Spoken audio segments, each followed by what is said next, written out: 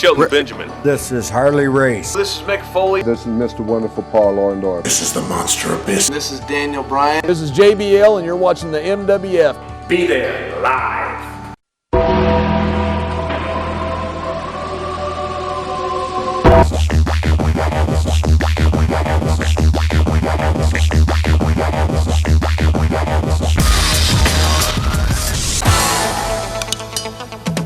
Wrestling fans from around the corner and around the world, welcome to another installment of Wrestling Insiders. I'm Dan Marotti here at MWF Studios, just north of Boston, Melrose, Massachusetts. John Cena Sr. is on assignment this summer. In this edition, let's check out TNA Impact, August the 19th, 2015, from Universal Studios in Orlando, Florida. Impact opened with the Jarretts vowing to make more history this week as Global Force's King of the Mountain champion PJ Black, the former Justin Gabriel in WWE, would go on to defeat Ethan Carter III for the TNA Heavyweight Championship. EC3 and Tyrus came out. They have heard enough about Global Force. Karen Jarrett reminded Carter that Jeff founded both TNA and Global Force and is still a minority owner in TNA. It's a true story. Karen implicated that EC3 had something to do with the attacks of Bully Ray and Drew Galloway in the locker room recently. Carter said there was zero evidence of that and he refused to defend his title tonight. Jeff Jarrett interrupted and said that if Ethan didn't defend the gold, he was going to be stripped of it. This was one of the better segments you'll see in TNA right about now. Total pros in there for this segment that can actually hold fans' attention. Mr. Anderson defeated Bram via countout in the opening match. Impact was on here at the studio last night. When this came on, someone said, "This guy still wrestles," when Anderson came out. Yeah. So much for Bram's push when he was squashing guys only to build up to losing to Anderson, who hasn't been over since 2006. That's just one man's opinion. I'm sure there are fans that enjoy Anderson. More garbage up next with Mahabali Shera and James Storm arguing over if his name was Koya. Nobody cared outside of maybe a half dozen fans in India. I can completely understand the business logic and agree with building up a national star in India if there's a big-time TV presence there. But why not have that star be someone that is not awful in the ring and his promos sound like a rib? Again, that's just my opinion, but I think the TV ratings would paint a similar picture. As all of this foolishness was going on, you had Manic TJ Perkins standing there in the ring doing nothing, a guy with great talent that actually could put on a great match that the fans would want to see. What can you do other than roll your eyes, you know?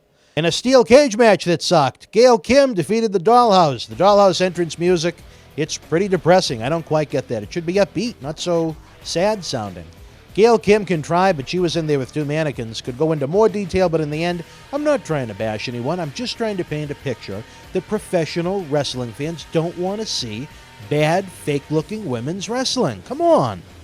In a no disqualification match, Drew Galloway defeated Eli Drake. How many no DQ street fight type matches has TNA had over the past couple of months? Weekly? Galloway isn't over anywhere near a top spot would be warranted. This isn't Scotland. He's great in the ring, but he doesn't have much personality. He beat Eli Drake, who no one cares about, as they were both in the Rising faction that no one cared about, and split up after about 4 months. What's the point in producing boring segment after boring segment that fans don't have any interest in? Eric Young cut a promo on how Jeff Jarrett doesn't know what he's doing. You know, Eric Young was good here. You almost have me believing that he could be this crazy heel, but then again, I don't forget that he was presented as an imbecile for 10 years, running around with Shark Boy at the amusement parks and being a women's tag team champion. Chris Melendez came out, he demanded a rematch, and the remotes went click. Matt Hardy defeated Tyrus. This looked like Shawn Michaels and Kurt Angle from WrestleMania 21 compared to anything else on the show at this point. Not sure what that's supposed to say. EC3 attacked Hardy once again after the matchup and told Jeff Jarrett to send him his best. In the main event, it was the TNA World Heavyweight Champion, Ethan Carter III, defeating the Global Force King of the Mountain champion, PJ Black. It was a great matchup, by far the best segment on this show, and once again it features Ethan Carter III. What was WWE thinking letting this guy slip away? Same could be said for PJ Black, who I enjoy watching a lot too. Both excellent wrestlers, and they put on a great main event that you should go out of your way to see on YouTube or on TNA's website. Closing out the show, Jeff Jarrett asked Dixie Carter to let him run Impact every week. She said she needed a week to think about it. I guess she didn't want to text him. The key to TNA doing anything of great interest at this point is to continue to build up hot babyface challenges that look like they have a real chance to dethrone EC3 while giving Carter a long-term title reign to become a truly made guy. He's excellent. No matter what the situation, he makes the bad look watchable, and his great is great. They need more guys that can do that. One of them is sitting at the broadcast booth right now, as I thought the Pope was great during his last in-ring TNA run. He's good on commentary too, but they could use an effective heel on the stick, as they're weak on that side, big time. If TNA was an hour show, it would be a lot better than having to sit through too many heatless segments over the course of 2 hours. What did you think of Impact this week? Feel free to share your thoughts in the comment section below. Don't forget our Support Indie Wrestling Indiegogo campaign and Mega Raffle are ongoing through the end of Raw Monday night, August the 24th. Check out the great perks we have on the Indiegogo campaign. Our Mega Raffle features over 70 WWE, TNA, and NXT prizes, a giant jackpot for one lucky fan to win for as little as a $5 raffle ticket.